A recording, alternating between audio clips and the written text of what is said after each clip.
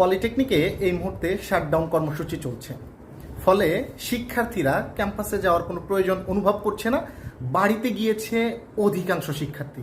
এমত অবস্থায় এই আন্দোলনের দায়িত্বটি কার উপরে আপনি দিয়ে চলে গিয়েছেন? এই অবস্থায় যদি আন্দোলন চলতে থাকে, পলিটেকনিক শিক্ষার্থীদের তিনটি ক্ষতি হবে।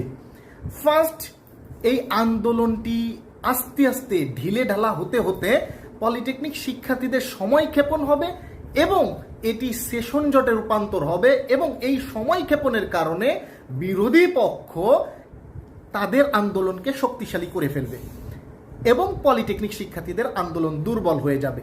এই অবস্থায় উচিত হচ্ছে শাটডাউন কর্মসূচি স্থগিত করে আন্দোলনের নতুন কৌশল অবলম্বনের মাধ্যমে পলিটেকনিকে ক্লাস শুরু করা, পাশাপাশি আন্দোলনকে বেগবান করা।